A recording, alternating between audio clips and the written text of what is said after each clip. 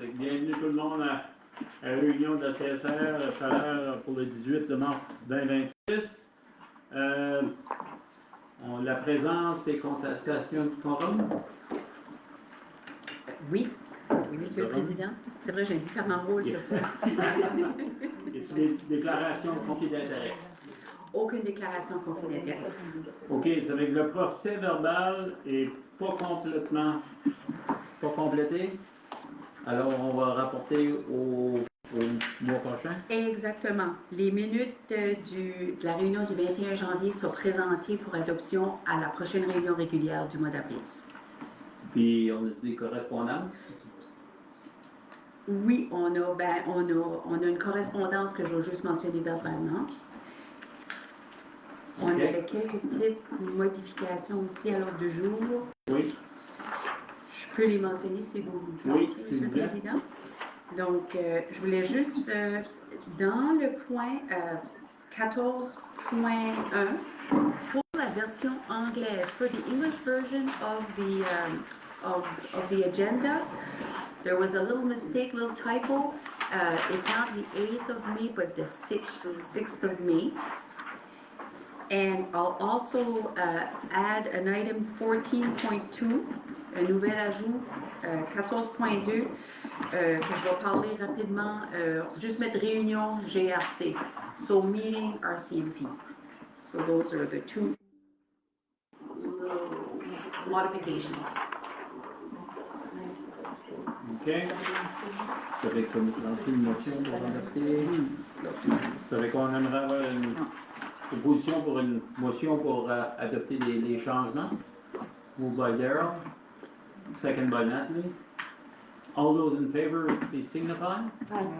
All those against, motion carried. OK, vous savez qu'on a des présentations.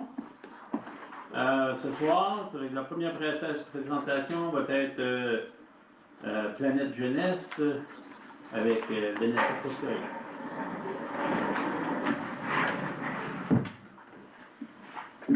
Si vous me permettez, Monsieur le Président, juste avant que Vanessa présente, je vais juste mentionner le contenu de la correspondance que j'avais reçu. OK, oui. Ouais. Donc, dans l'ordre du jour, vous allez voir, on a reçu de la correspondance, c'est l'approbation du Fonds d'appui aux services régionaux, le fameux FASR. Je l'ai reçu par courriel, donc je n'ai pas ajouté le courriel dans la trousse, mais c'était tout simplement pour vous aviser que le montant qui nous avait été promis pour auquel on était accessible puis qu'on a fait la demande en lien avec le budget 2026 a été approuvé par le gouvernement. Donc, tout va bien aller comme prévu pour le budget de cette année. Est-ce que le montant était de 300 000? Non, le montant total demandé, c'est à peu près 1 million. Oui. Et du change. 1 million et quelques sous. Oui. Le 300 000, c'est la portion qui... puis cette année, c'est 250 000, je crois, qui est attribuée aux infrastructures partagées en municipalité. L'année passée, c'était 300 000, donc cette année, on a pris 25 %. C'est moins. C'est moins, oui. Ça me fait ça.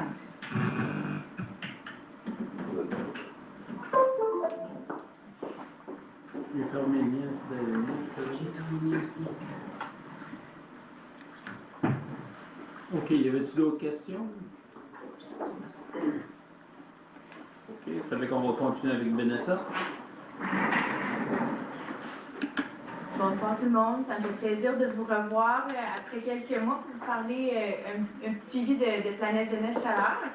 Je me présente à nouveau, là, je crois que la dernière fois que je suis venue présenter à la CSR, c'était au mois de juin 2025, puis je suis très heureuse d'être là ce soir pour vous partager des avancements depuis ce temps-là.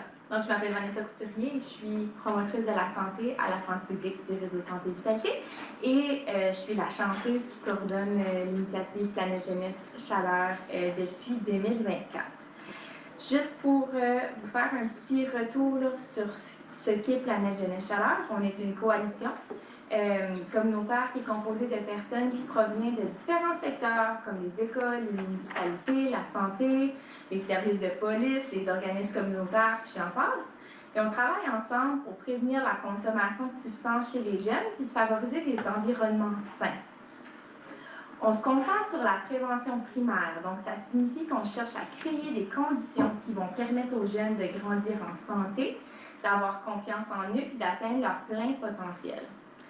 Pour y arriver, on regarde en amont ce qu'on dit upstream en anglais, c'est-à-dire les facteurs qui sont sociaux et environnementaux qui vont influencer la vie des jeunes. Ça peut inclure les relations familiales, l'environnement scolaire, les groupes d'amis, la façon dont le temps libre est utilisé, la communauté en général, puis les politiques puis les règlements locaux qu'on a dans nos communautés.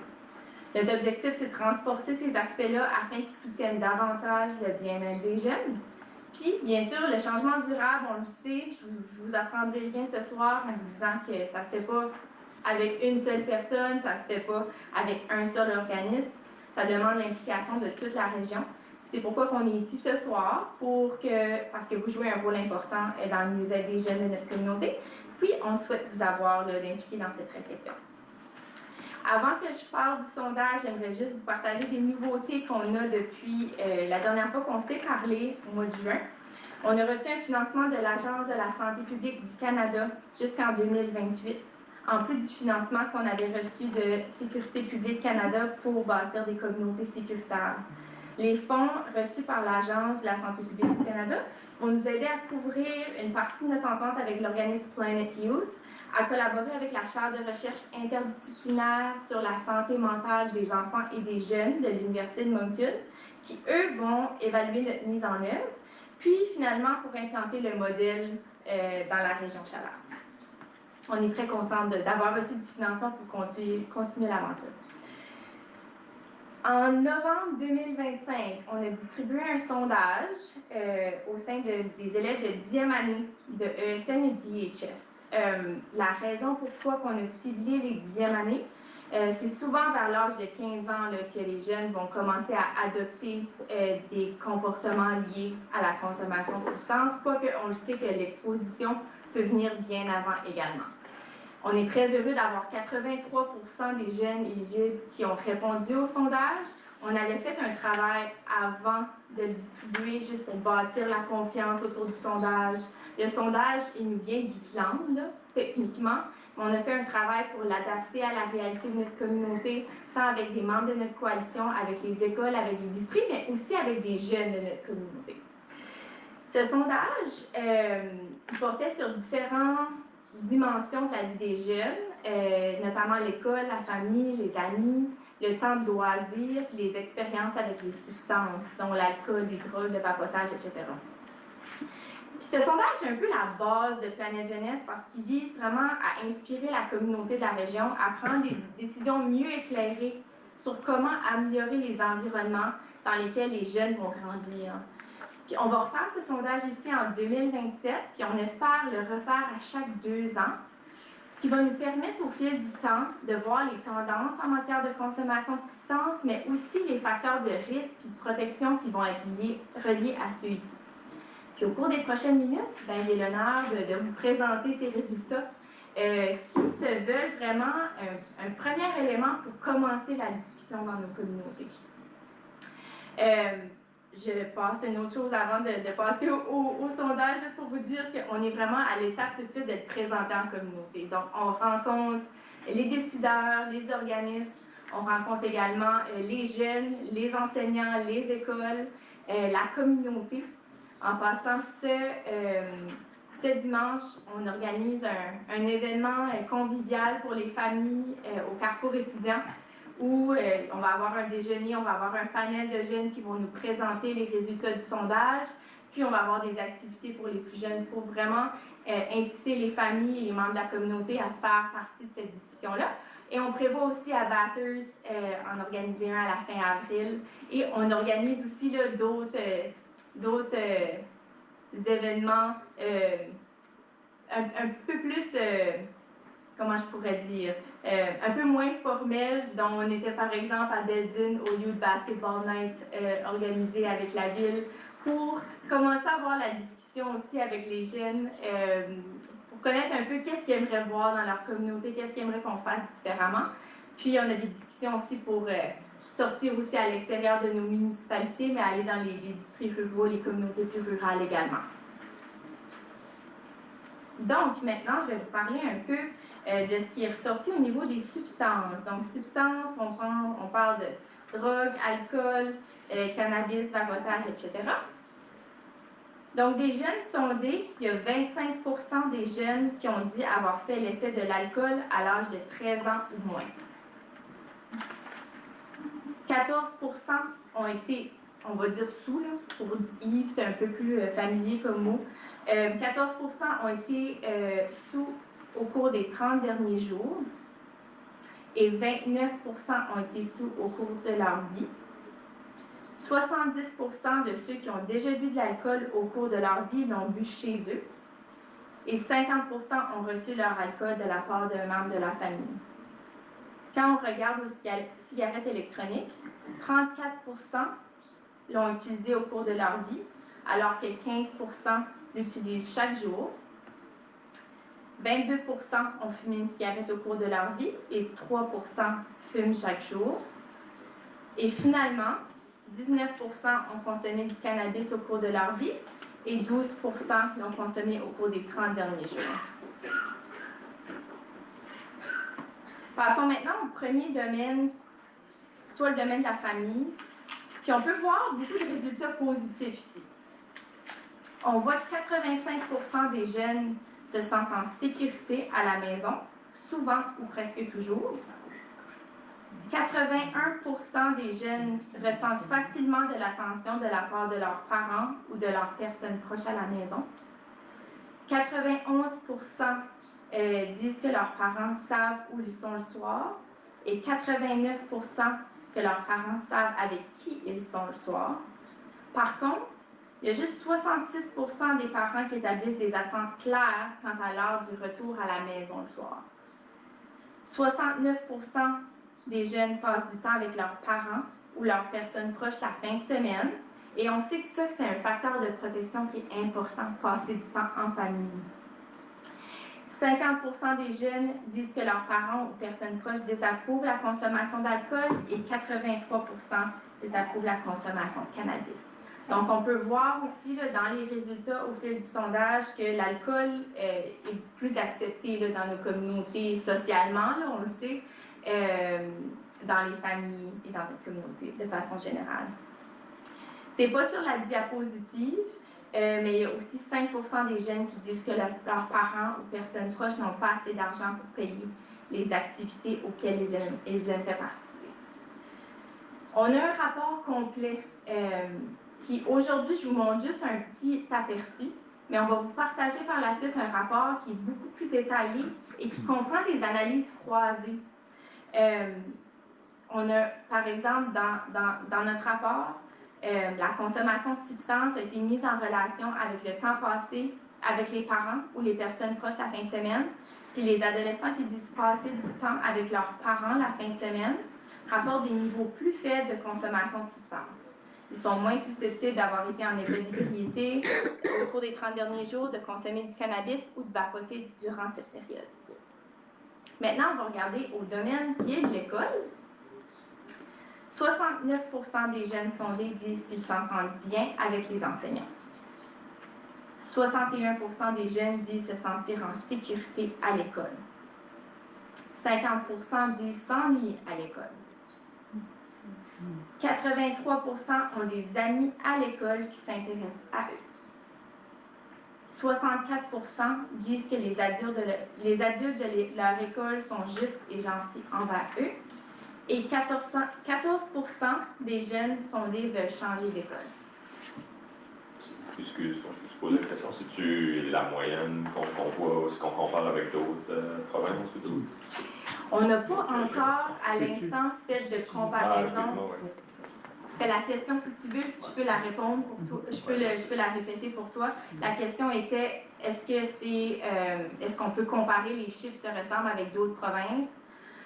On peut faire cette comparaison, on peut aller regarder un peu plus en détail, mais on ne l'a pas fait à l'heure actuelle. Mais c'est définitivement quelque chose qu'on peut aller voir. On peut aussi aller voir avec d'autres pays. Tout de suite, il y a 19 pays qui sont en train d'implanter le modèle Planète Jeunesse. On est 5 communautés, bientôt 6 au Nouveau-Brunswick. Je ne peux pas dire combien au Canada, mais on est le pays avec le plus grand nombre d'implantations actuelles. Là. Donc, ça va être intéressant de regarder à ça là, au cours des mois à venir. Là. Au niveau des loisirs, le temps libre. Le temps libre, ça peut être un facteur de protection ou au contraire, ça peut augmenter la vulnérabilité. Tout va dépendre du niveau de structure et de supervision qui va l'entourer. 27% des jeunes pratiquent un sport avec un club ou une équipe 3 fois par semaine ou plus. 21% participent à des activités comme la musique, l'art, l'improvisation, le théâtre ou la danse au moins une fois par semaine. 30% ne participent à aucune activité parascolaire supervisée par des adultes. 18% des adolescents sont restés à l'extérieur après minuit, au moins une fois au cours de la dernière semaine qu'ils ont été sondés. 52% passent 3 heures ou plus par jour sur les réseaux sociaux et 29% passent en moyenne 3 heures ou plus à jouer à des jeux vidéo. Puis au niveau des analyses entre les genres, là, on peut voir dans le rapport plus détaillé qu'on voit beaucoup plus les filles passer plus de temps sur les réseaux sociaux. Il y a vraiment un grand écart. Puis au niveau des jeux vidéo, plus les garçons. Une petite question. Oui? Ça, c'était à l'école. Peux-tu répéter le nom de l'école encore? C'était à l'école secondaire Nipisiguit et à Bathurst High School. OK. Est-ce que le fait que c'est dans une municipalité et non comme dans un DSL où il y a moins de transport et la distance, ça serait-tu un facteur? Parce que je vois les pourcentages des jeunes qui participent, c'est un petit peu plus élevé que ce que je pense qui serait dans ma communauté pour des raisons évidentes de c'est loin, le manque de transport et c'est ça, l'isolement. Ça, je suis pas mal sûre. On n'a pas les résultats par petite communauté, mais c'est des choses qu'on peut aller chercher. Maintenant, on peut aller demander pour aller creuser un peu plus loin pour comprendre, mais peut-être que ce n'est pas des choses qu'on peut partager publiquement parce qu'on peut pas, je pense que c'est 25 personnes, si il y a 25 personnes ou plus qui ont répondu, qui viennent du même endroit, là, on peut partager des données, mais sinon, on ne peut pas parce qu'on peut cibler, c'est plus facile à cibler les gens, là, qui sont d'une communauté ou de... C'est pour ça aussi qu'on parle beaucoup de... Dans le rapport, on voit la distinction entre les filles et les garçons, mais les communautés 2LGBTQ+, on n'a pas assez un haut pourcentage pour démontrer la réalité de diversité sexuelle et de genre. Maintenant, concernant les pères, les amis, ici, on voit le pourcentage des jeunes qui sont d'accord ou tout à fait d'accord à faire ce qui suit pour ne pas être exclus de leur groupe d'amis. Boire de l'alcool, 9%. Fumer des cigarettes, 10%. Consommer du cannabis, 5%. Utiliser des cigarettes électroniques et vapoteuses, 7%. Et sécher les couches qu'on dit skipper, 7%. Au niveau de la communauté, 63% des jeunes sondés pensent que c'est bien de vivre dans leur communauté. 73% se sentent en sécurité dans leur communauté. 48% croient qu'ils ont un futur dans leur communauté. 60% connaissent bien les gens de leur communauté. Et 39% participent à des événements ou des activités locales dans leur communauté. Et finalement, la dernière partie du sondage que j'aimerais vous partager, c'est au niveau du mieux-être. 47% évaluent leur santé mentale comme bonne ou très bonne et 62% évaluent leur santé physique comme étant bonne ou très bonne. 38% se sont sentis calmes ou détendus la plupart du temps ou tout le temps au cours des 2 dernières semaines quand ils ont répondu au sondage. Et 54% dorment 8 heures ou plus par jour. Puis la plupart des adolescents ne dorment pas le 8 heures recommandé. Puis le sommeil, c'est l'un des facteurs de protection les plus sous-estimés qu'on peut avoir. Parce qu'un manque de sommeil, ça peut être lié aussi à une santé mentale moins élevée, etc. J'aurais pas le temps d'avoir la discussion avec vous ce soir, là, sur, parce que c'est sûr qu'on aimerait ça vous entendre, vous connaître. Qu'est-ce qui ressort pour vous du sondage? Y a-t-il des éléments qui vous préoccupent plus que d'autres? Mais ça serait plaisant de revenir vous voir, je ne sais pas encore dans le format, mais pour vous entendre. Là, je vous laisse des pistes de réflexion. On va vous partager les résultats, le rapport complet là, du sondage. Sinon, ce qu'on vous a montré ce soir, il est aussi disponible sur notre site web qui est planetjeunesschaleur.ca, planetviewchaleur.ca. Puis je vous invite à commencer à réfléchir sur quels résultats qui retiennent particulièrement votre attention.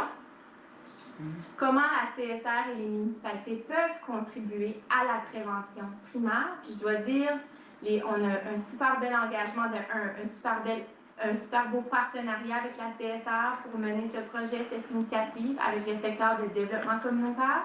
Mais aussi, on a la participation active de toutes nos municipalités, de la communauté d'Alortville également. On a des gens qui s'impliquent là, dans cette coalition et qui font avancer le travail avec nous. Donc, vous faites déjà un excellent travail.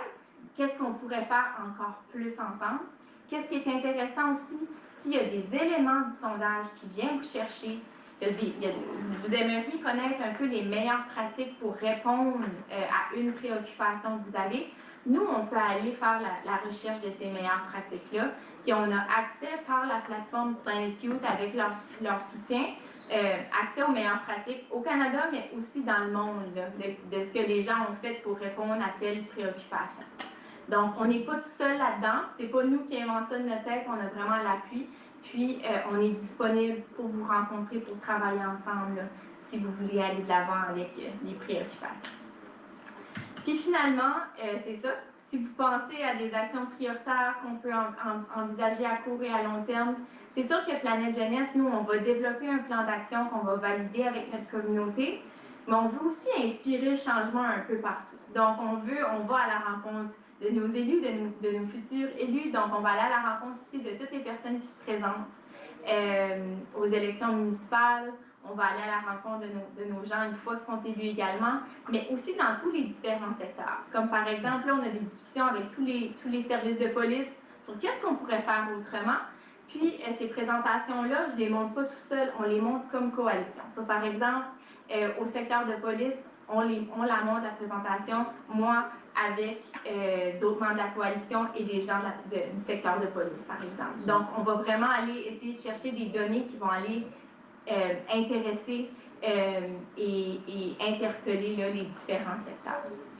Donc, c'est tout pour moi. Je vous remercie de votre temps et de votre écoute. N'hésitez pas si vous avez des questions. Ça se peut que je n'aurai pas toutes les réponses, donc des analyses un petit peu plus pointues, mais je peux définitivement aller chercher l'information et vous revenir.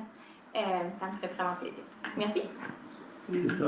Merci beaucoup, Vanessa, pour la présentation. Et, c'est le fun de voir parce qu'on dirait que ça fait longtemps depuis qu'on a eu le lancement du programme. C'est vrai que c'est le fun de revoir des données et ça va être intéressant de voir qu'est-ce qui va se passer prochainement. Ça fait que je ne sais pas s'il y a d'autres questions ou des commentaires de d'autres personnes alentour de la table. On se fait dimanche. Ça fait que merci beaucoup encore. Merci. Ça fait que là, on a une autre présentation. Ça fait que présentation pour les sports amateurs chaleur. Fait que Marc Arsenault, Alfred Mallet. Oui. Bonsoir, mon nom c'est Alfred Mallet. Je vais faire la présentation. À la fin de la présentation, si vous avez des questions, mon partenaire avec les cachets en arrière, Marc Arsenault pourrait vous répondre aux questions. Je n'ai pas vu Pas le dire en arrière. Pour commencer, on va donner l'historique de sport amateur chaleur. L'organisme a été fondé en 1989 et a opéré jusqu'à 2017. COVID a comme tout arrêté les programmes. Depuis septembre 2025, nous sommes à la relance des activités.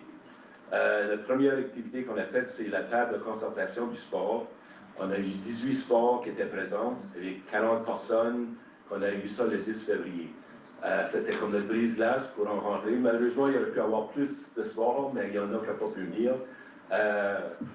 Le but de savoir, c'était quoi ce qu'ils ont accompli, c'est quoi leurs besoins. Quelque chose, on a eu un sondage à la fin que c'était bon, qu'ils ont aidé, c'est que ça donnait une chance à rencontrer les autres sports, ça les a permis de faire du networking. Dans le futur, ça va être la soirée de reconnaissance des entraîneurs. Aussi, travailler pour le développement des entraîneurs. Puis, après ça, aventure sport d'un jour, pro-jeunesse. Les membres du conseil d'administration, et avec Bruno Poirier qui est président, moi, Alfred Mallet, Paul Thériault, Jeff Potier, Guylaine Lagacé, Joël Legrélé, Jean-François Lagacé et Marc Arsenault, ex-officio, et Vanessa Couturier aussi.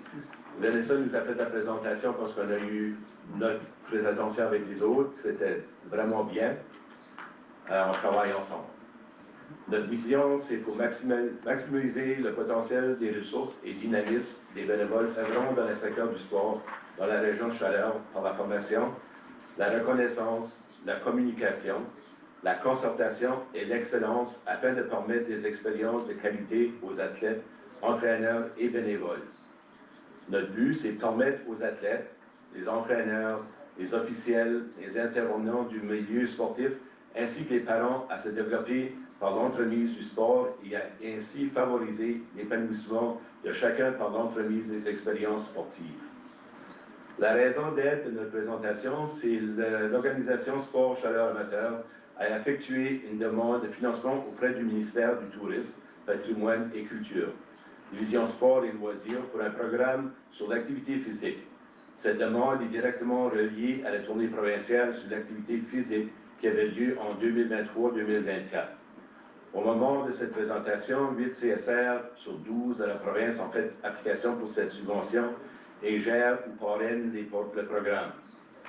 De plus, une composante du mandat de la CSR Chaleur est mise en valeur des installations récréatives de l'ensemble de la région qui sont répertoriées et bénéficient des communications stratégiques régionales. Mise à jour du plan maître de loisirs, et identifier les programmes et initiatives pour augmenter l'accessibilité des installations sportives, récréatives et culturelles. Ça, on va commencer.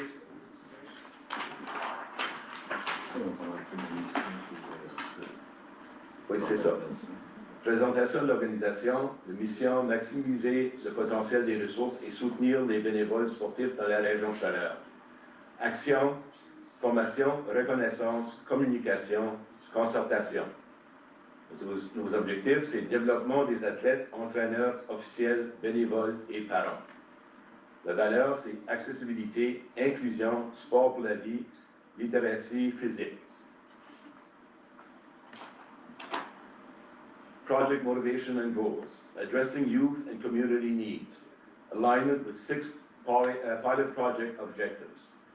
Increase opportunities for physical activity, boost collective impact, strengthen leadership, promote community engagement, support social and physical environments, and ensure inclusion and accessibility.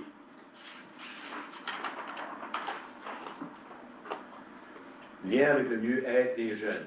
Sondage Planète Jeunesse Chaleur nous indique que 27% des jeunes pratiquent un sport moins de 3 fois par semaine. 30% ne participent à aucune activité parascolaire supervisée. 52% passent 3 heures jour sur les réseaux sociaux. Investir dans les initiatives structurées, accessibles et attrayantes. Key timeline and steps. April, October 2026, partner engagement, preparation, structuring. November 2026 to March 2027, consultations, data analysis, collaborative action plan. The total budget is $15,000 for engagement and planning. Notre vision et impact attendu. Offrir aux jeunes des milieux inclusifs et accessibles, encourager l'activité physique et les liens sociaux, renforcer la mobilisation communautaire et le leadership local, création d'un plan d'action concerté et durable.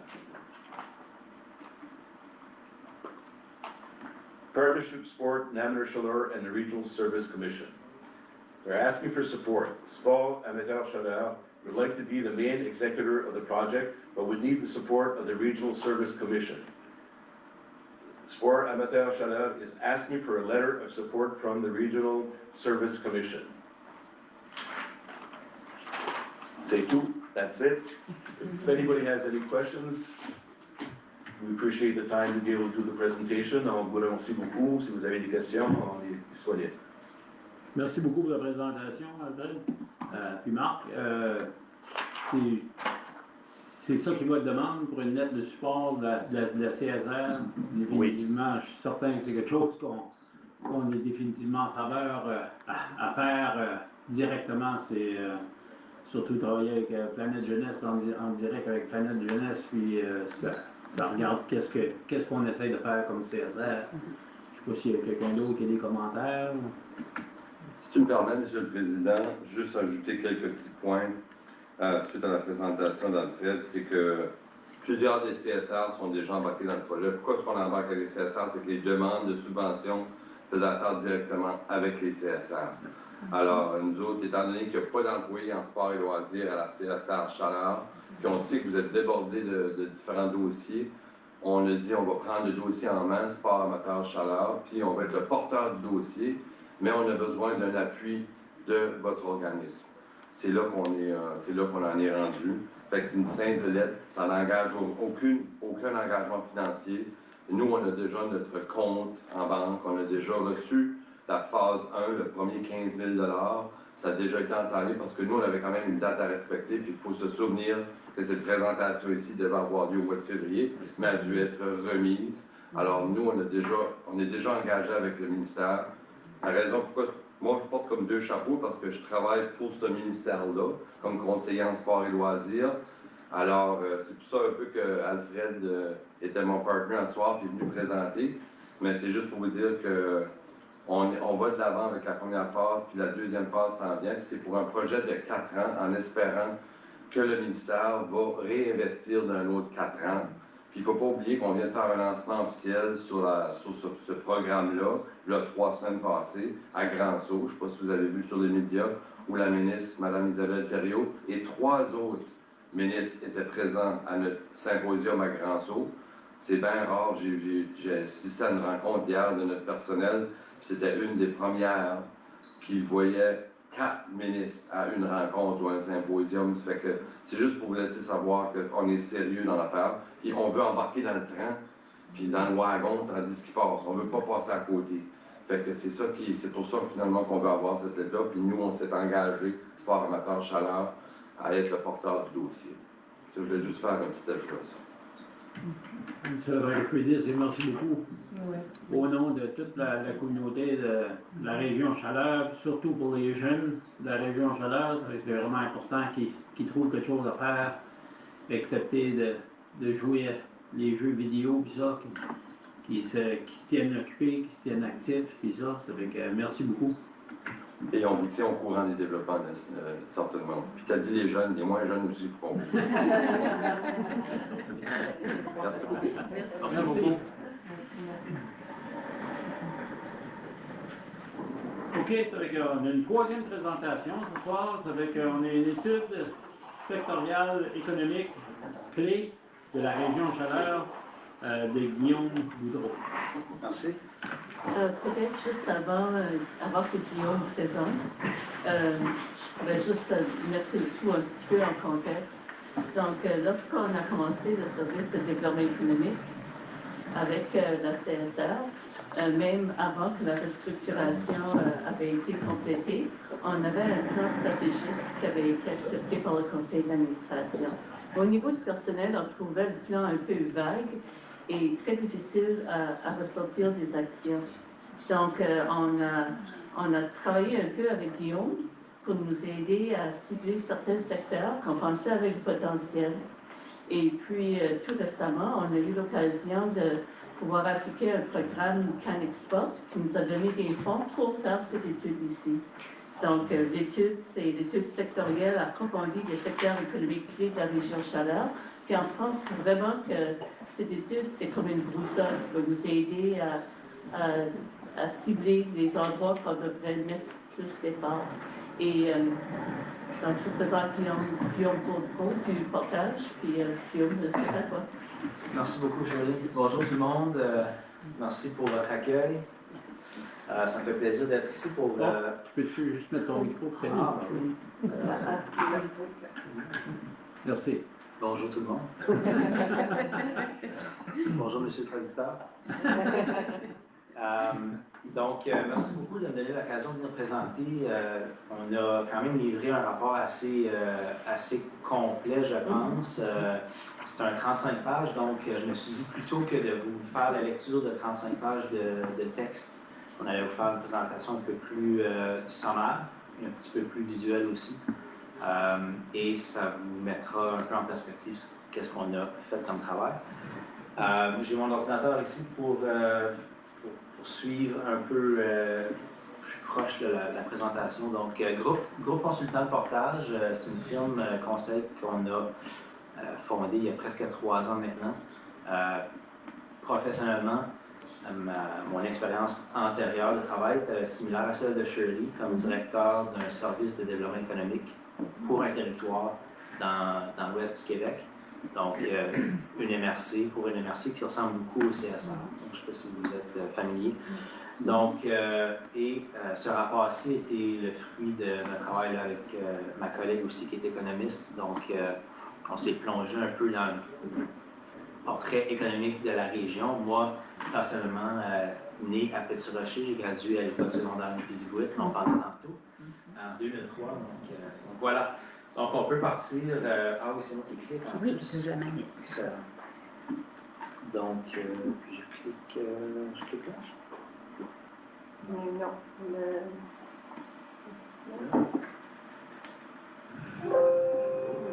Oui. Sinon, je ferai des signes si ça ne fonctionne pas. Là.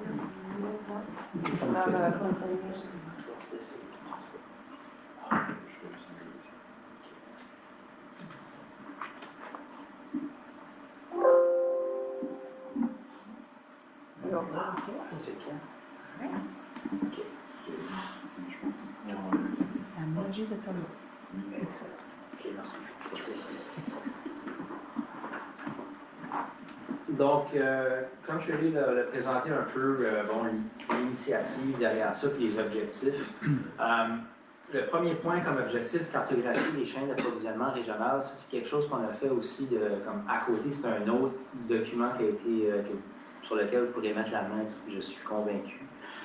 Sinon, plus en lien avec l'étude sectorielle des différents secteurs d'activité économique, c'était de documenter les forces, les limites actuelles, d'identifier des opportunités de développement aussi, et puis de produire des recommandations stratégiques, à savoir qu'est-ce qu'on peut faire maintenant avec le contexte qu'on a aujourd'hui. Donc, les 3 secteurs qu'on a regardés, c'est les secteurs de ressources naturelles et énergie, secteur d'industrie manufacturière et le secteur du tourisme et de l'hôtellerie. Donc, commençons par les ressources naturelles et énergie. Donc, ici, c'est un survol là, des forces, des faiblesses, des opportunités et des menaces aussi qui sont dans ces secteurs-là. Et puis, les premières diapositives, je vais les passer assez rapidement pour garder le temps là, pour là où ça cumule vers des conclusions et des recommandations. Donc, certaines forces que j'aimerais nommer, les relations avec les Premières Nations et ou l'ouverture des Premières Nations. Dans notre étude, on a discuté avec plusieurs acteurs du territoire, de la région, mais aussi avec des entrepreneurs, soit qui sont déjà établis sur le territoire ou qui ont des projets à venir, qui sont en train de travailler pour s'établir sur le territoire. Les relations ou l'ouverture et l'accueil des Premières Nations était quand même quelque chose d'assez assez fort qui revenait pour des promoteurs qui veulent venir s'implanter ici. Vous savez, au Canada, l'acceptabilité sociale et aussi l'acceptabilité des Premières Nations pour des projets industriels d'envergure, c'est quelque chose qui est très, très important. Et c'est quelque chose, il y a une ouverture ici dans notre région, donc c'est un avantage vraiment fort.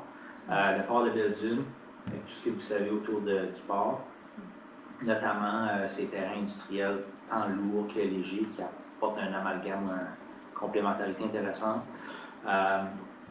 Donc ça c'est pour les ressources naturelles et l'énergie. Pour l'industrie manufacturière, encore là, des forces clés, le port de Belle-Dune, tissu de PME quand même spécialisé dans l'usinage, maintenance, ingénierie, etc. Il y a de la place aussi pour l'innovation. CCNB innove, est intéressant et prêt à mettre la main à la pâte dans les projets d'innovation, puis la capacité des collèges communautaires aussi. Donc, au niveau manufacturier, c'est des forces clés. Tourisme et hôtellerie. En français, on a tourisme et hôtellerie et qualité de vie, quality of life, parce que les deux vont souvent en parallèle. Et si on veut devenir attrayant, entre autres pour des entreprises qui vont venir s'installer, qui ont besoin de main-d'œuvre, qui ont besoin d'attirer de la main-d'œuvre, qui ont besoin d'attirer des promoteurs, la qualité de vie aussi, qu'on le veuille ou pas, ça fait partie de la réflexion de ces promoteurs-là. Toutes choses égales par ailleurs, ben, ça devient attrayant. Et voici. Donc, c'est un peu bon, ce que je disais. Il y a une espèce d'interconnexion entre les secteurs. Évidemment, les ressources naturelles deviennent souvent les intrants dans l'industrie manufacturière et le tourisme qualité de vie pour les raisons que je viens de nommer. Donc, il y a comme une synergie entre les trois qui est importante de noter. Là, on va rentrer un peu plus dans une perspective d'investissement direct étranger ou Foreign Direct Investment. Donc, qu'est-ce que tout ce qu'on vient de nommer peut apporter un peu dans ce domaine-là? On a ciblé 4 pays qui étaient particulièrement d'intérêt par rapport à ce qu'on a dénoté dans la région. Je vous les lance en rafale, la France, pour leur trajectoire vers l'hydrogène vert. L'Allemagne, pour leur tendance aussi au niveau de les énergies renouvelables. Donc, leur électricité est grandement produite par l'énergie renouvelable. Ils sont des leaders dans la technologie verte. L'Inde aussi. Intéressant, on a livré le rapport en 2025, donc à l'automne, fin automne. Et depuis, on a vu le premier ministre Carney quand même passer du temps en Inde. Là, tout récemment, on a entendu parler beaucoup de l'hydrogène vert en Inde, justement. Donc, d'ici 2030, on devrait prendre 10% de la demande mondiale en hydrogène vert. Donc, c'est un pays, l'exportation potentielle là-bas, c'est un pays qui est vraiment intéressant pour ça. Puis les États-Unis, évidemment, c'est notre voisin. Il y a des conjonctures politiques très compliquées en ce moment, on le sait. Mais c'est une conjoncture politique, donc par définition, il y a un aspect temporaire à ça aussi. Donc, est-ce que ça va être encore 2 ans? Est-ce que ça va être plus? Est-ce que ça va être... Donc, ça va rester quand même notre voisin après cette conjoncture-là. Et puis, un aspect intéressant, c'est la relocalisation industrielle. Oh, je suis désolé, tu peux dire quelque chose? Non. Okay.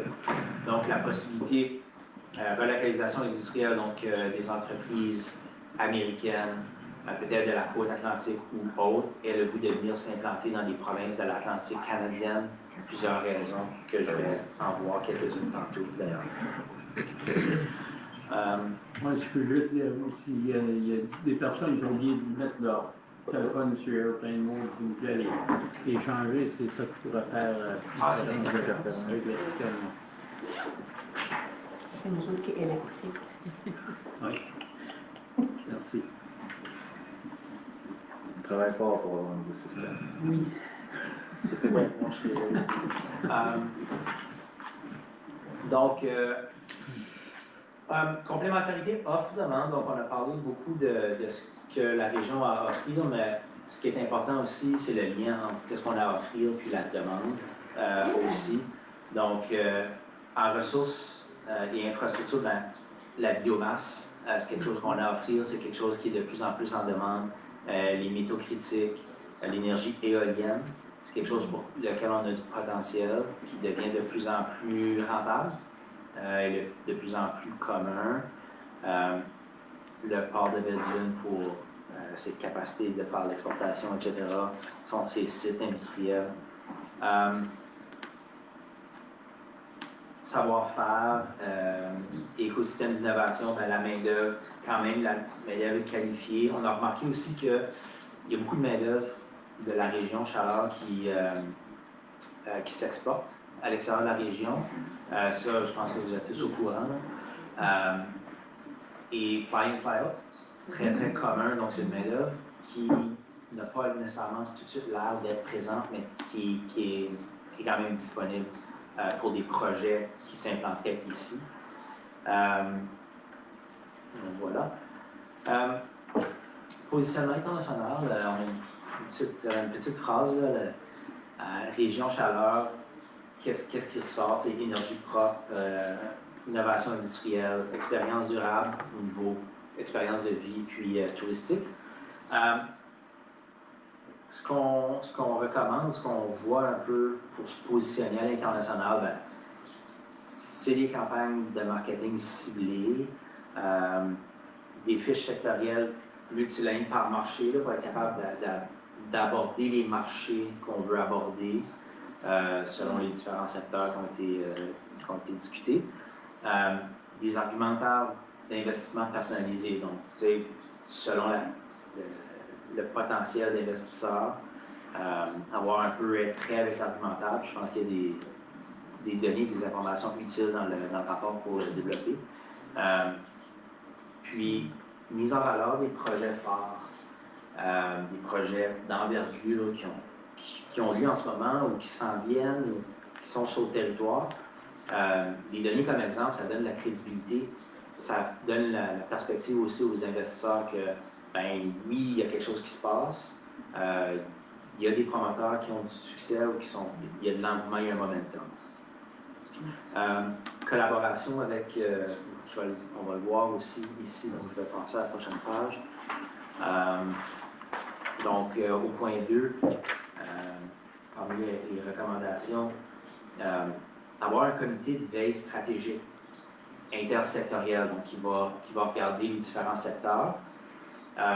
Puis un comité de veille stratégique, ben, la CSR peut-être, le port, peut-être le CCNB, les Premières Nations aussi, dont j'ai parlé tantôt, ONB, l'APK aussi, avec qui on a parlé. Puis je sais qu'il y a déjà un sous-comité de développement économique en place. Qui ressemble quasiment à cette composition-là. Puis c'est l'idée derrière la veille stratégique, c'est toujours être au fait de qu'est-ce qui se passe, comment évoluent les différents secteurs, tous les acteurs, parce que ces organisations-là sont tous des acteurs clés dans le développement économique de la région. C'est que tous ces acteurs-là soient au même niveau, à la même page, puis qu'ils progressent ensemble. Comme je pense comment vous faites déjà. Donc, voilà ce qui se retrouve grosso modo dans ce rapport-là. Un peu les résultats attendus à long terme. On parle minimum 5 à 10 ans. Développement économique, c'est du long terme, c'est du très long terme. Déjà en affaires, 3-5 ans, c'est long, mais là, en développement économique, on parle c'est du très long terme. Cohésion économique régionale renforcée, donc par exemple avec le sous-comité et avec le comité de veille stratégique. Stimulation des investissements privés et publics. Éventuellement, si c'est ça l'objectif, c'est des investissements privés, mais aussi qui viennent de l'extérieur. Main-d'œuvre stabilisée et renouvelée, ce serait un beau résultat à atteindre. Et positionnement durable de la région Chaleur, surtout au niveau qualité de vie, puis au niveau touristique. Donc, Donc voilà un survol de ce qu'on retrouve dans ce rapport-là. Donc merci beaucoup d'avoir écouté ma présentation. Est-ce que quelqu'un a une question à poser ou un commentaire à faire? Merci beaucoup pour la présentation.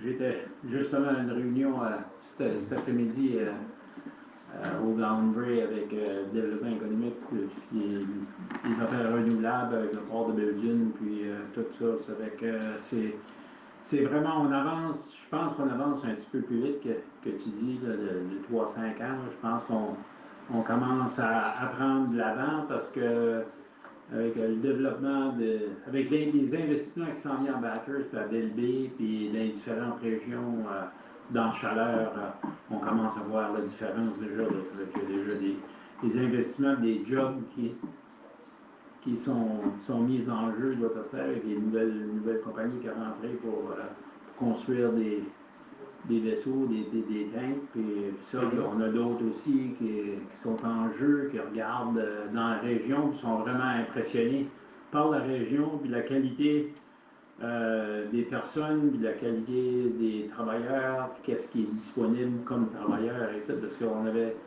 une grosse base industrielle là-bas, ça fait qu'il y a beaucoup des travailleurs qui sont encore ici, puis qui font le fly-in, fly-out d'Autostar, mais qui aimeraient peut-être juste rester à la maison, travailler de la maison. Ça fait que c'est définitivement qu'on regarde ça. Mais merci beaucoup pour ton étude, puis merci Shirley pour avoir facilité pour cette étude-là.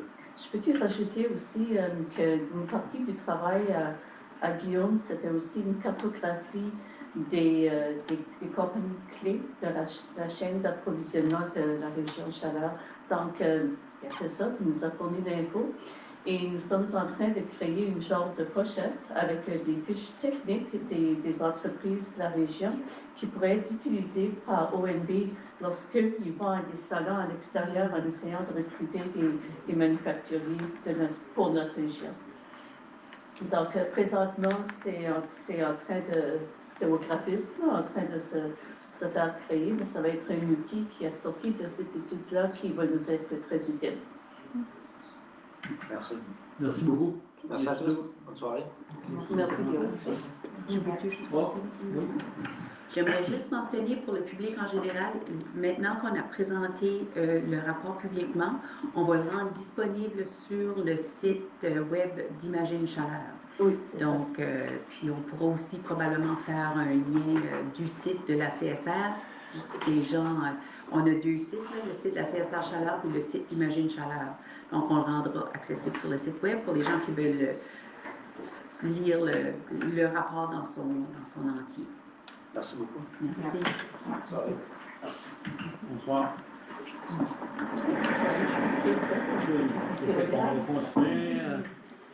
On va continuer avec le corporatif et collaboratif. 8.1, résolution. Approbation de la contribution et transfert interfonds selon le budget 2026. Merci beaucoup, M. le Président. Je vais juste sortir les résolutions. OK. Je vais procéder à la lecture.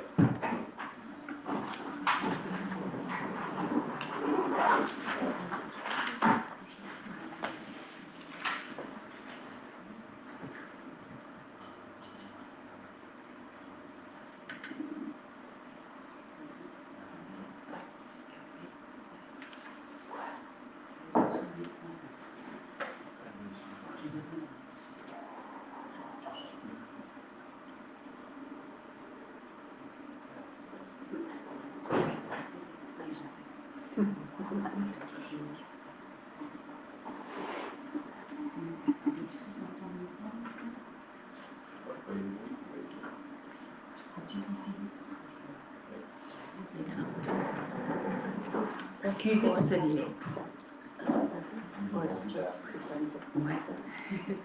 Multitaskers tonight. Donc, la résolution, I'll read it and then we'll proceed sur les questions. Okay. Contribution et transfert 2026. Attendu que les budgets d'exploitation et des immobilisations 2026 ont été révisés par le conseil d'administration le 19 novembre 2025, voici les contributions et transferts. Contribution et transfert au fonds de fermeture pour les déchets solides, qu'une contribution et transfert de 539 311 soit faite au compte passif au titre des activités de fermeture et d'après-fermeture, telles que prévues au budget du service de gestion des déchets solides pour l'année financière 2026. Ensuite, contribution au transfert capital, acquisition d'immobilisation pour le service des déchets solides, qu'une contribution et transfert de 1 462 607 soit faite du compte courant au compte capital pour l'acquisition d'immobilisation tel que prévu au budget du service de gestion des déchets solides pour l'année financière 2026. Contribution et transfert au fonds de réserve de capital pour les déchets solides, qu'une contribution et transfert de 200 000 soit faite du compte courant au fonds de réserve de capital tel que prévu au budget du service de gestion des déchets solides pour l'année financière 2026. Et ensuite, transfert au compte d'opération déchets solides, qu'un transfert de 37 500 soit fait du fonds de réserve de fonctionnement aux opérations telles que prévues au budget du service de gestion des déchets solides pour l'année financière 2026.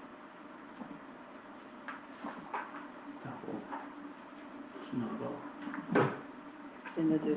Tu m'entends? Oh, excusez, merci, Monsieur le Président. Que la contribution et transfert au fonds de réserve capital, installation de production d'électricité, qu'une contribution et transfert de 20 000 soit faite du compte courant au fonds de réserve de capital, tel que prévu au budget du service d'installation de production d'électricité pour l'année financière 2026.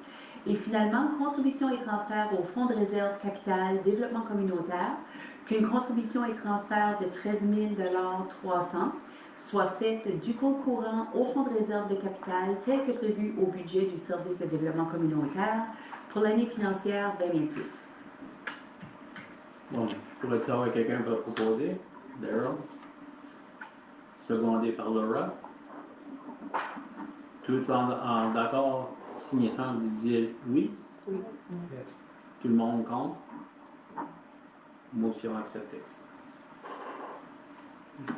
Juste une question là-dessus. On va-tu. Qu'est-ce qu'on fait pour nos turbines qui fournissent l'électricité? On a-tu l'intention d'en placer une deuxième? On travaille-tu là-dessus? On est en train de préparer une demande de proposition qui va être soumise en mois d'avril.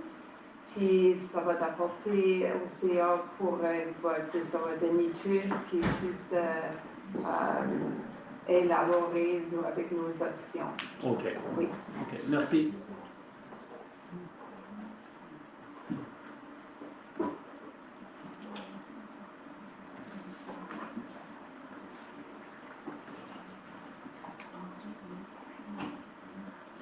Vous savez qu'on a 8.2, résolution, envoi d'une lettre d'appui au ministre de la Défense nationale dans l'établissement d'une capacité navale francophone au port de Belle-Dune. Ça fait que c'est d'autres affaires qui se passent au port de Belle-Dune qu'on s'attend avec le développement économique et tout ça, qu'on aimerait bien voir. Ils ont un gros budget sur la défense nationale, ça fait qu'on aimerait vraiment supporter le port de Belle-Dune, puis les autres CSR pour faire sûr qu'on en a port, puis essayer d'apporter ça à Belle-Dune, ça serait vraiment bien. Donc, si vous êtes d'accord, on préparait une lettre d'appui à cet effet-là, au même titre que la CSR Péninsule Acadienne et du Restigouche, qui ont préparé une lettre, puis on l'adresserait au ministre de la Défense nationale. Donc, ça ferait une voie commune pour les trois régions. Si vous êtes correct, il n'y a pas vraiment besoin de résolution, mais si on a un consensus que je pourrais nommer, on pourra l'indiquer dans les minutes, on préparera cette lettre d'appui-là. On va dans le même fond que les autres Oui. commissions de services régionaux. C'est Ouais, ça. pas de problème avec ça.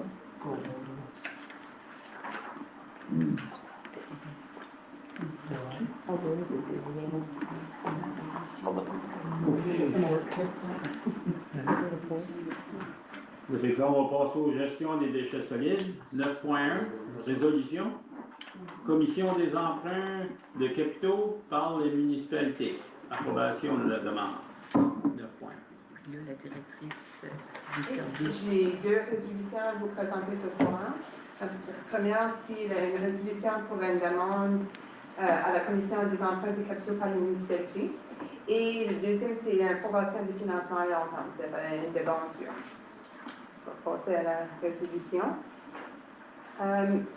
Commission des emprunts de capitaux par les municipalités. Attendu que la Commission des services régionaux Chaleur a envoyé un avis d'écrit le 21 janvier 2026 aux municipalités et le district rural Chaleur de leurs intentions de faire une demande d'octroi du prêt dans les 45 jours suivant la date d'envoi de cet avis.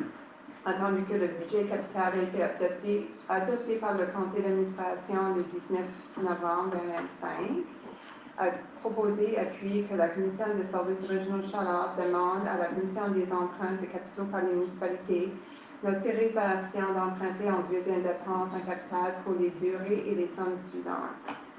Cellule, 1,5 million pour une durée de 3 ans. Aménagement forestier, 10 000 pour une durée de 3 ans. Ingénierie pour 462 000 pour une durée de 3 ans. Ça donne un total de 1 972 000. So could I have somebody that led the motion? Daryl, second. By Natalie.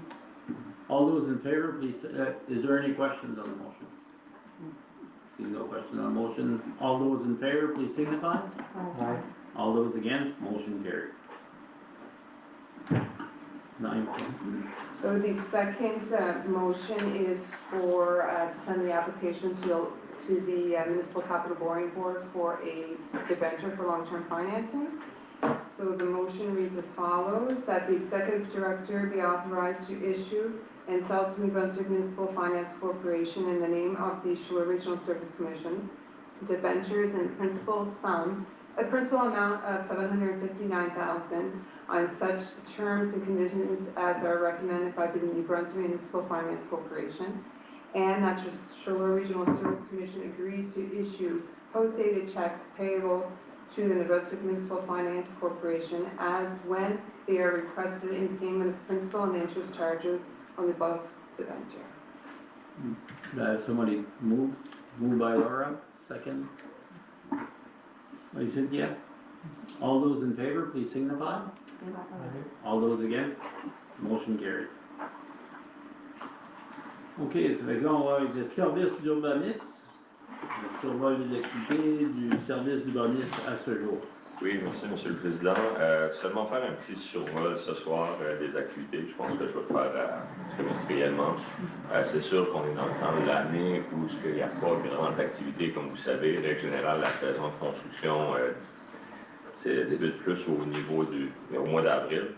Donc, si on regarde par rapport aux chiffres de l'an passé versus les chiffres de 2026, de janvier à la fin février, les chiffres sont à la baisse. En 2025, on avait un total de 21 permis d'émis sur le territoire. Cette année, on a 8. On avait une valeur de 5 500 000. Cette année, on a une valeur de 2 300 000. Par contre, je pense que c'est une tendance qu'on voit quand même dans les autres CSR. Je pense qu'il y a quand même eu un ralentissement, comme on sait, avec le boom qu'il y a eu à un moment donné avec l'immigration et ainsi de suite. Mais il y a quand même, là, on voit quand même un ralentissement à ce niveau-là. Il y a eu beaucoup de constructions. Puis là, maintenant, il faut finir les constructions parce que, tu sais, quand on émet un permis pour un 12 unités ou plusieurs unités, mais ça prend plus qu'un an à construire. Ça fait qu'on a beaucoup de développeurs qui sont à terminer justement leur construction. Par contre, on a eu quand même beaucoup de développeurs qui sont déjà venus nous informer de ce qu'était leur projet qu'ils voulaient faire cette année. On a quand même surtout du multifamilial qu'on va quand même voir, beaucoup moins d'unifamilial. So single unit is going to be probably less this year compared to row housing or multi-unit, right? And it's the tendency that we're seeing right now. Donc, c'est ça. Au niveau des chiffres, on voit quand même, comme j'ai dit, une baisse. Au niveau du survol, comme vous savez, on est aussi responsable.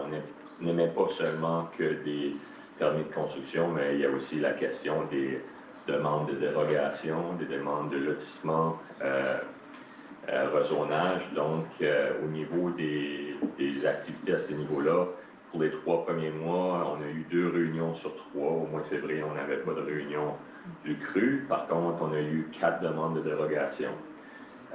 Ce qui est bien avec les demandes de dérogation, le moins qu'on a de dérogation, règle générale, ça veut dire que nos bylaws sont faits à jour ou ça rentre, ça fait la job, right? C'est pas parce que tu as plus de dérogations que tu as nécessairement plus d'activités. On a eu un tax amendment dans la région de Belledune. So we had a tax amendment in the Belledune municipality for rural planning. It's basically going from 15 unit to 16 unit in a zone.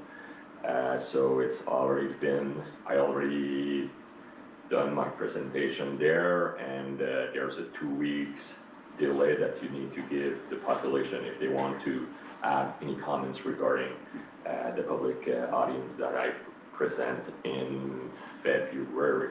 So after that, the council can finish with their 2 readings. So there's 3 readings to adopt in a project. So I think they already done 1, and they still have 2 readings to complete. Pour ce qui est du plan municipal de Belle-Baie et l'arrêté de zonage de Belle-Baie, il a été approuvé en 3e lecture fin janvier. Il a été envoyé à la province pour l'approbation du ministre. Le ministre, qu'est-ce qui est intéressant, ça a été approuvé par le ministre dans un délai vraiment là, à l'intérieur d'1 semaine. Ça fait une fois que les documents sont envoyés à la province, étant donné qu'on envoie a priori les documents pour s'assurer que ça suit tout. Ça suit les grandes lignes de qu'est-ce qui est exigé par les différents départements, mais les exigences minimales aussi de la loi. Une fois qu'on envoie le document final, il y a déjà eu une pré-approbation des différents départements à la province, ça va beaucoup plus vite. Donc, présentement, suite à l'approbation du ministre, le document doit être enregistré au bureau d'enregistrement à Saint-Stephen, puis c'est là qu'il y a un délai. En général, ça peut prendre 3 semaines à 6 semaines pour avoir le document enregistré au bureau d'enregistrement. Par contre, quand on reçoit l'assentiment du ministre, on peut quand même l'utiliser, mais on doit quand même entendre que le document soit enregistré pour la suite des choses. Il y a aussi un arrêté de lotissement qu'on a préparé pour Belle-Baie. On a fait, ou plutôt on a fait notre avis 110 a été complété à la réunion de mars, à la réunion du 10 mars, je pense, au début du mois de mars. Puis, on a fait la recommandation au Conseil de poursuivre avec le processus d'adoption du projet d'arrêté. Il y a déjà eu une première lecture, puis là, suite à l'avis, lorsqu'ils vont recevoir la 810 de la loi sur l'urbanisme pour la recommandation du projet de lotissement, de l'arrêté de lotissement, ils pourront passer à la 2e et 3e lecture de cet arrêté-là. Donc, qu'est-ce qui est intéressant pour Belle-Baie? Ils vont avoir 4 nouveaux documents. Ils ont leur arrêté de construction, plan municipal, arrêté de zonage et arrêté de lotissement qui est à jour. Puis, règle générale, s'il n'y a pas de changement majeur, c'est des documents qui est bon, qui a une durée de vie de 10 ans avant d'entamer une révision complète, mais il peut y avoir des amendements anytime. Par la suite, toujours au niveau du CRU, on a eu un des membres, M. Daniel Roy, représentant de Belle-Baie, qui a remis sa démission. Il déménage de la région, donc il a remis sa démission. Je l'ai mentionné, mais je le mentionne aussi ce soir. Je veux remercier M. Roy pour les services à la CSR. Puis M. Roy était vraiment une personne engagée aux réunions. Pour ceux qui connaissent M. Roy, posait souvent beaucoup de bonnes questions, qui étaient vraiment intéressant de pouvoir avoir ces discussions-là avec M. Roy. Tu voyais qu'il était vraiment engagé. Donc, qu'est-ce qui se passe quand on a un membre que son mandat est terminé? Ou sinon, une démission, on doit informer la municipalité pour trouver un remplaçant. Donc, j'ai déjà envoyé l'information au DG de la municipalité. Ils ont tenté de trouver 2 personnes ils ont identifié 2 personnes, par contre, ça n'a pas fonctionné là, pour avril. Ils continuent d'essayer de trouver un remplaçant pour M. Roy. Donc, finalement, le dernier point au niveau du plan rural, le district rural Chaleur, le document avance très bien. Juste pour donner un exemple, une des choses, c'était comme vous savez, il y avait déjà eu un premier draft qui avait été émis. Je pense une des directives du comité, c'était de le retravailler. C'était quand même un document qui était volumineux. On parle de 120 pages seulement en français. Avec le document que je suis rendu à, je dirais, 95%, il est maintenant à 85 pages, mais bilingue. Ça fait, il est en français et en anglais, dans 2 colonnes, c'est beaucoup moins. On a réduit le nombre de zones aussi. Il y avait beaucoup de zones pour le secteur qu'on traite. C'est un secteur quand même rural. Ça fait on avait peut-être pas besoin d'avoir autant de zones. Ça fait on a streamliné le document de pas mal. Là, on est, demain, on va travailler sur la carte de zonage du territoire parce qu'il y avait, je pense, qu'est-ce qui était proposé? Il y avait, si ma mémoire est bonne, il y avait à peu près une douzaine de zones. Là, on passe de 12 zones à 6 zones. On va avoir 2 zones résidentielles, une zone agricole, développement des ressources institutionnelles ou collectives, puis commercial mix, où ce qu'on permet certaines activités commerciales le long des artères principales, où ce qu'on permet aussi du résidentiel. Donc, je pense pour les membres du comité ici présents, je pourrais vous envoyer probablement dès la semaine prochaine le draft. Il y aura quand même, vous allez quand même voir des couleurs là, identifiées parce qu'on doit s'assurer que l'information qu'on met, ben, on le relie au bon article du document. Fait, il y a encore du fine-tuning à faire, du tweaking. Puis je dois aussi donner le document à mes membres du personnel parce que c'est quand même eux qui travaillent de façon journalière là, avec le document. Ça fait que je veux m'assurer qu'eux aussi ont leur mot à dire pour s'assurer que j'ai pas oublié certaines choses qui est vraiment importante à avoir dans le document. Suite à ça, là, on pourra avoir notre rencontre là, avec le comité pour dire où est-ce qu'on est rendu, c'est quoi les gros changements par rapport à qu'est-ce qu'on avait avant versus qu'est-ce qui est proposé maintenant. Puis, on vous donnera le document, vous aurez une période nécessaire, là, que ce soit 2 semaines ou plus, pour que vous preniez connaissance du document, puis si vous avez des commentaires à apporter, ainsi de suite, on pourra travailler par la suite. Merci. Donc, s'il y a des questions, si votre question, ça termine. So, for this document, you're saying we, you mean the planning committee with you that has Can you turn revised your- what we, oh, sorry. For the document, you're saying we've worked on it, so that's Yeah. like the planning committee here with you? Because like none of our No, technical committee's been involved in Yeah. any of this. So when, yeah, exactly, and when we say we, it's the staff, right? Okay. Because because the act is clear what has to be in the Yeah. rural plan. Okay. So we draft all the general disposition, the definition, also the zone, what's the permitted use that we're recommending, based on the act. And after that, I wanna make sure that the staff, before I give it to you guys, I want to make sure that they are comfortable also with what I'm proposing. And once that they are okay or with that, and we need to make sure also the zoning map are accurate with the aerial photo that we have, but we also have to go on the site to make sure that indeed if there's like a farm or an industry, we want to make sure that they have the right zoning, right? So there's some legwork there. But once we're done with that, like I said, I can give you at the same time that document, but it's a draft, so it can still be modified internally. But if you want to wait until then, versus I can send you guys the first draft. If you want to go, you'll have more time. But like I said, there's some tweaking we have to do because there are some article that I'm talking, let's say at page 66, notwithstanding article 22, but I want to make sure that when it's proper, right? And I know right now there's still some place, so I'm writing, I'm editing and all that. I put it in yellow to make sure that I come back to the document just to make sure that there's no mistake, right? So when we say we, yeah, internally, we need to work. And after that, we want to send it to you guys.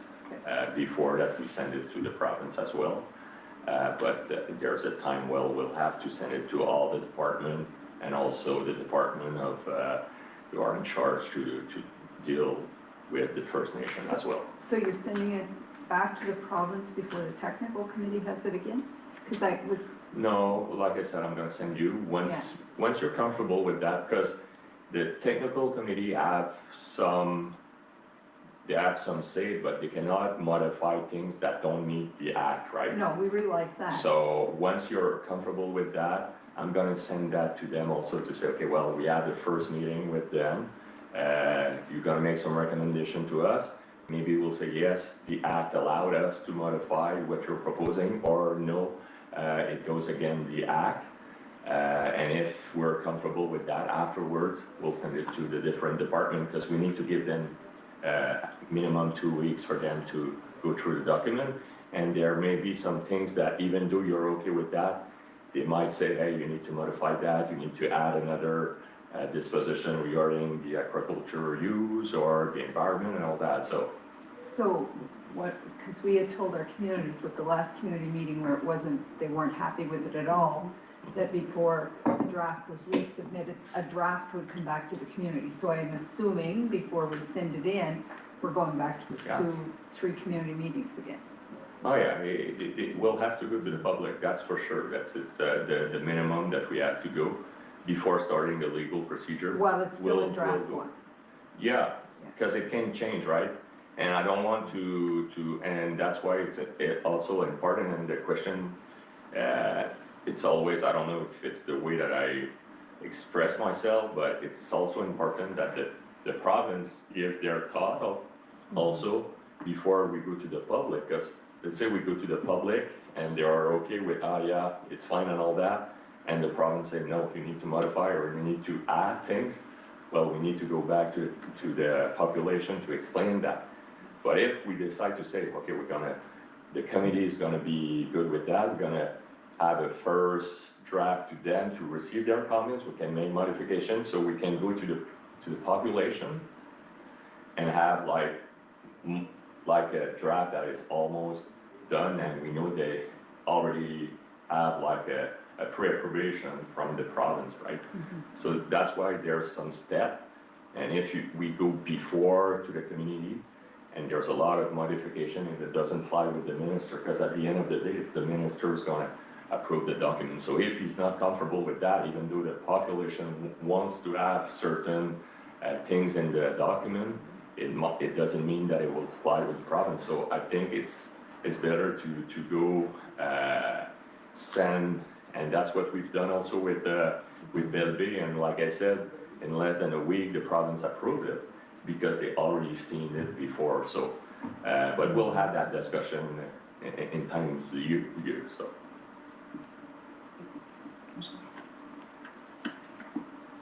La seule chose, moi, j'entends ce que tu dis, puis ça fait bien du sens. C'est juste qu'une chose à considérer peut-être, c'est qu'il y a des élections pour nos postes, moi, puis admettons qu'un de nous 3 n'est pas réélu ou se présente pas, ça pourrait peut-être être difficile d'amener à la population avec quelqu'un qui ne connaît pas le dossier, s'il y a quelqu'un de nouveau. Oui, définitivement. Puis, j'ajouterais là-dessus, si vous me permettez, M. le Président, c'est qu'à un moment donné, il va y avoir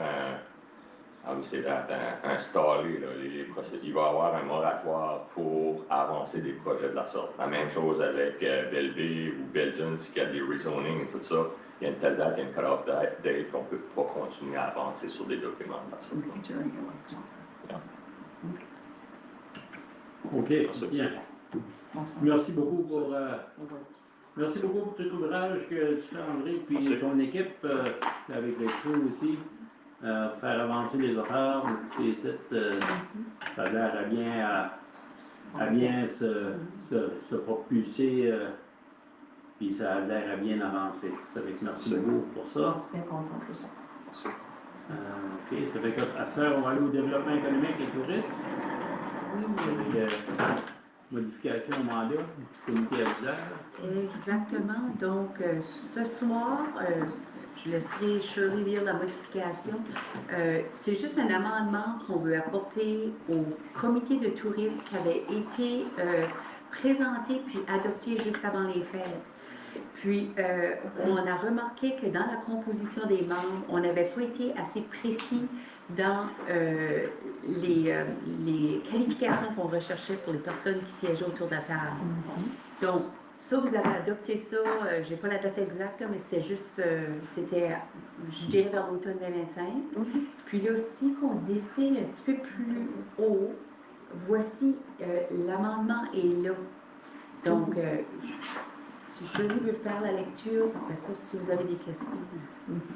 Donc, si je peux voir. Ou je peux faire, ou si tu veux, Shirley, je peux lire parce que je vois Oui. bien, là. Peut-être qu'on devrait préciser qu'est-ce qu'on a changé.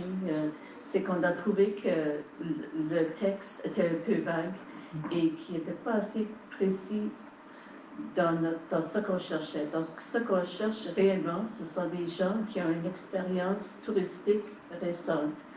Et donc, c'était 4 sièges composés d'un employé qui œuvrait dans la municipalité au début, mais là, on veut préciser que c'est pas n'importe qui dans la municipalité, mais plutôt quelqu'un qui a une expérience touristique ou une expérience de marketing récent.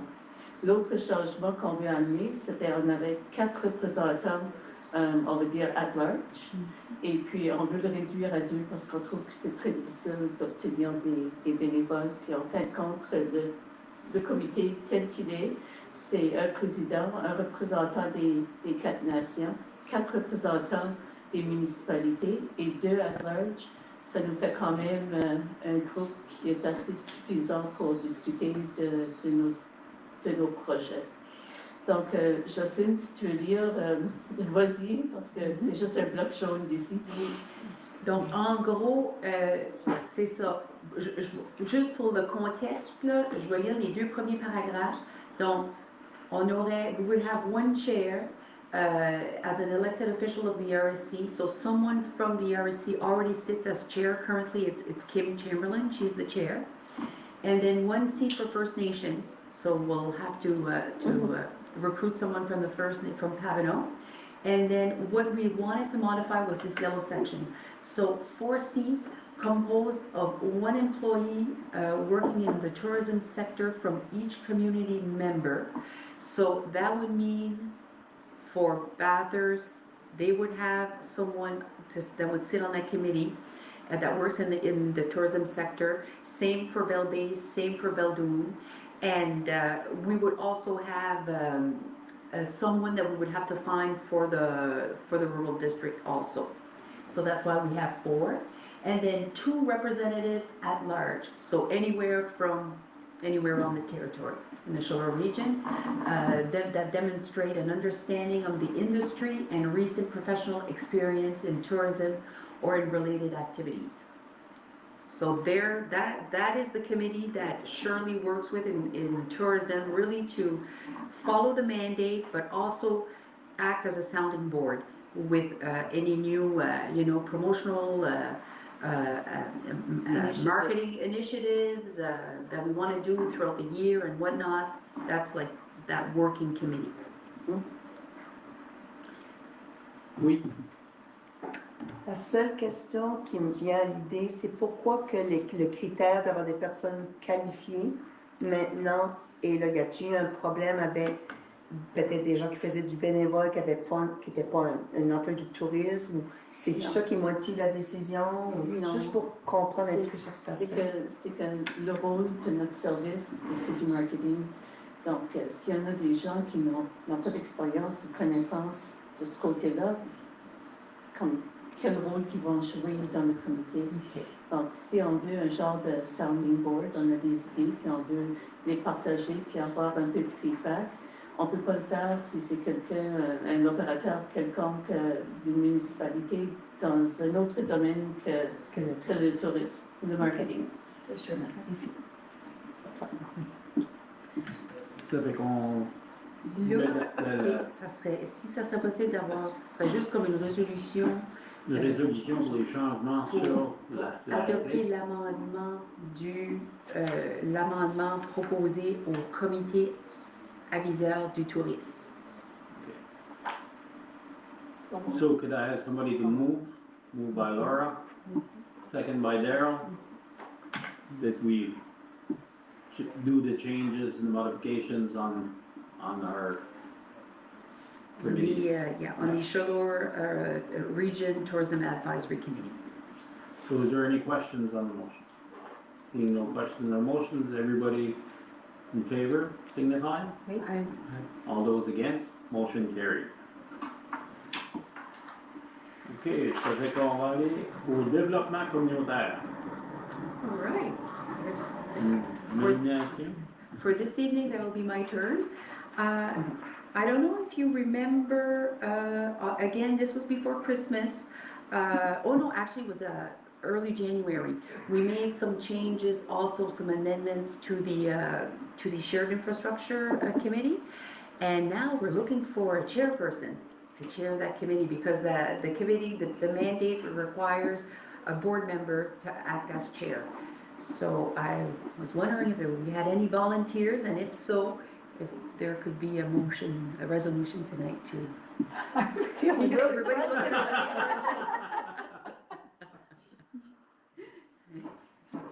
Are you gonna volunteer if you need to be nominated?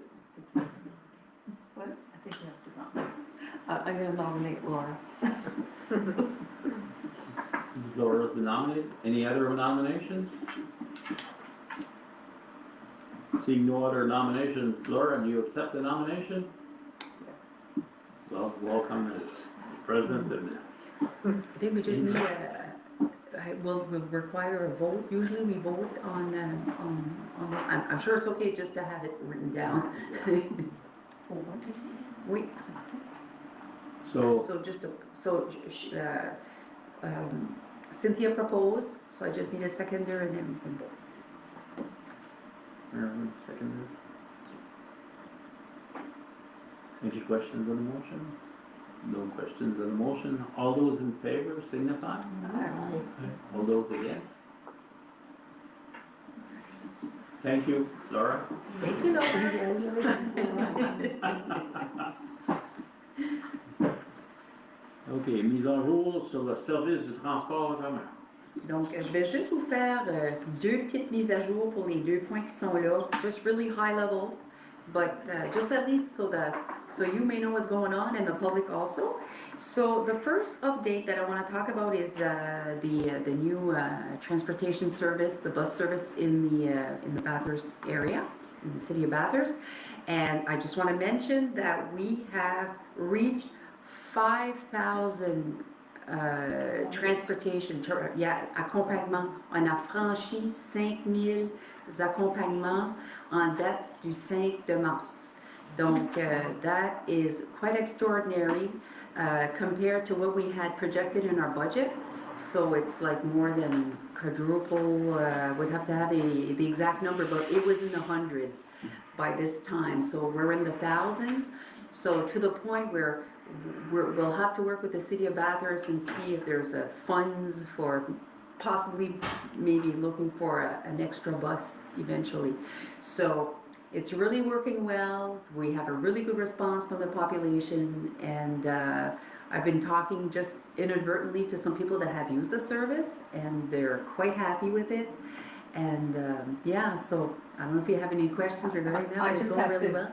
I need to make a statement. I was coming out of Superstore and there was a lady waiting the other night, and like obviously like a young mom, and she told me that it means for her is an extra $50 a week on her groceries having public transport. That's what she told me.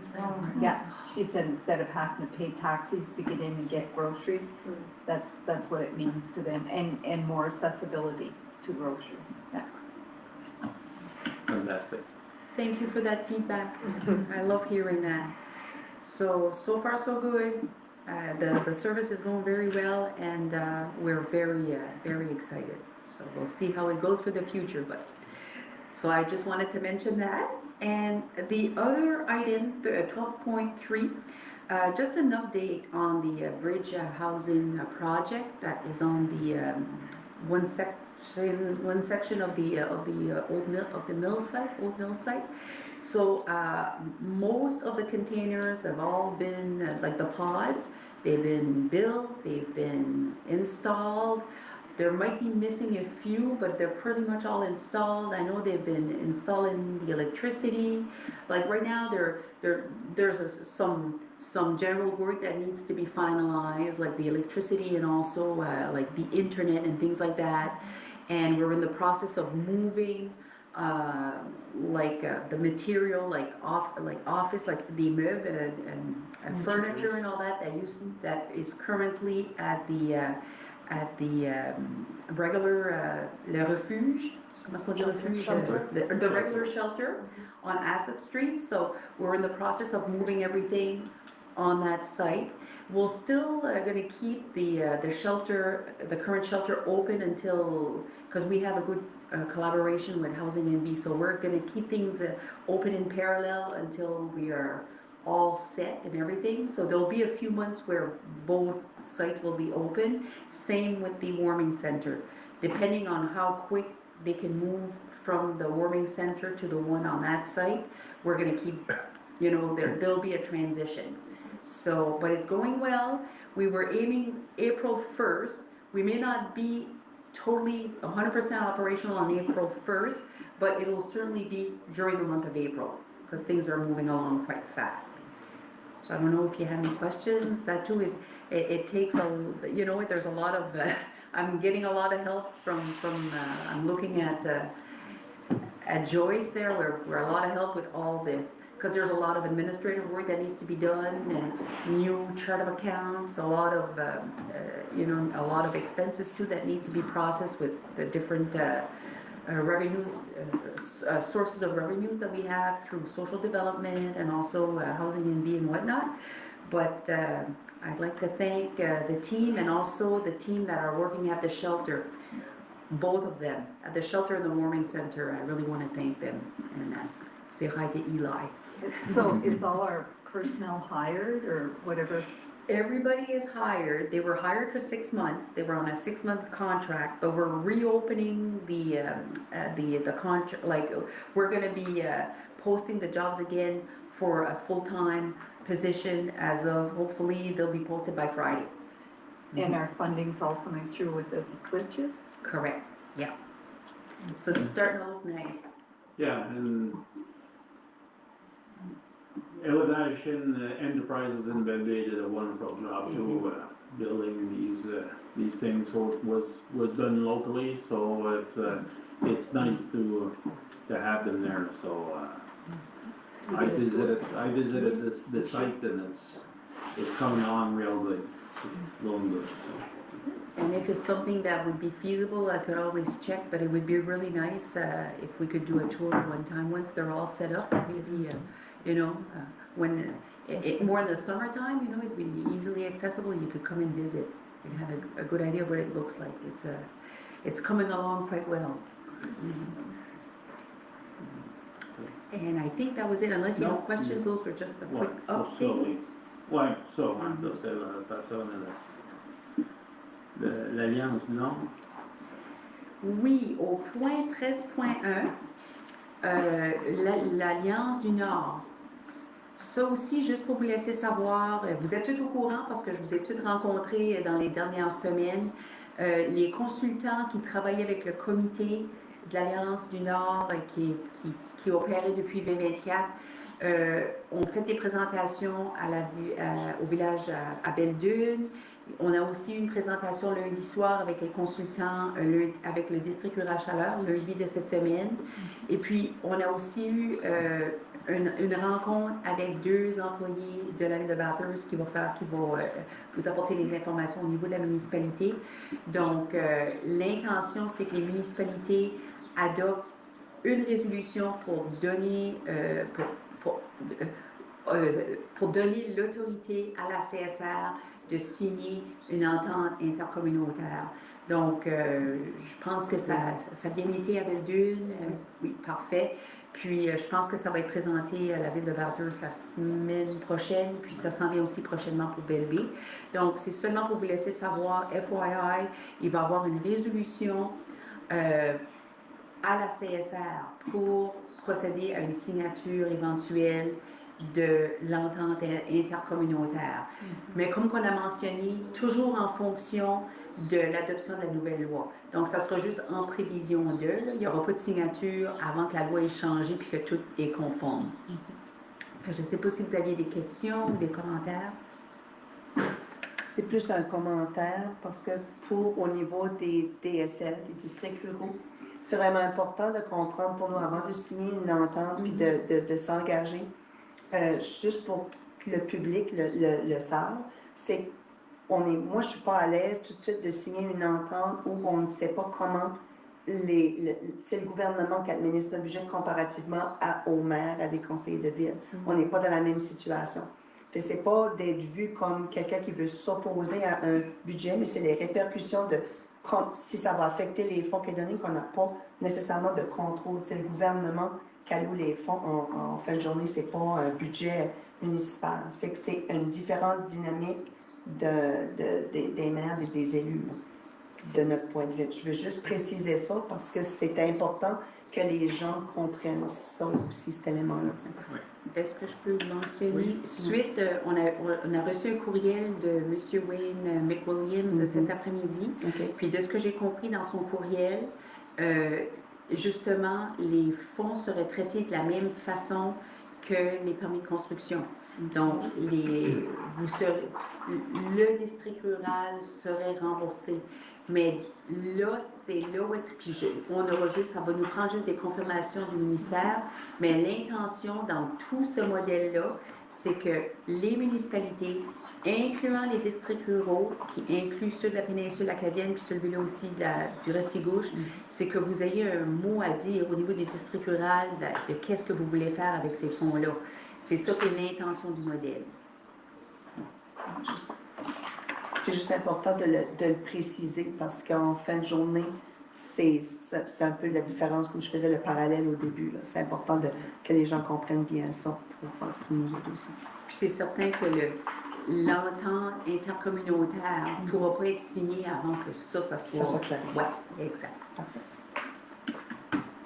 The rural district will meet again on their own before our next meeting. Okay. Would you need any support or I'll talk to technicals? Wayne and we'll decide. Okay, and let me know if you need any support. Okay. OK, ça, fait ça. Les affaires nouvelles, on est 14.1. Réunion extraordinaire le 6 mai. Oui, j'aimerais vous mentionner, si vous pourriez marquer ça à vos calendriers. I will send an email, but just FYI, on aimerait tenir une réunion extraordinaire le 6 de mai. Puis l'intention, ce serait pour présenter les états financiers audités 2025 et puis vous présenter le rapport annuel de la dernière année. So if you're available, it would be a special meeting just before the elections, just to adopt the audited financial statement of 2025 and the annual report. And at 14.2, I just want to mention that I received a request for an annual presentation from the RCMP. They usually come once or twice a year, and they had proposed April 1st, so on an upcoming Wednesday. So if I'll send an email. Okay, I'll send an email, and if that date doesn't work, I'll propose another time. But even for the members that don't receive the RCMP as a service, they do offer like outsourced service, like they have contracts with the Bathurst, the police, and with the BNPP. So everybody around the table is invited. Not, like Beldoon, I know you receive your services directly from the RCMP, but this invitation is extended to all the members. So I'll send an email regarding that. OK, we have on n'a pas de séance à huis clos. Séance à huis clos, avec l'avis de l'Assemblée.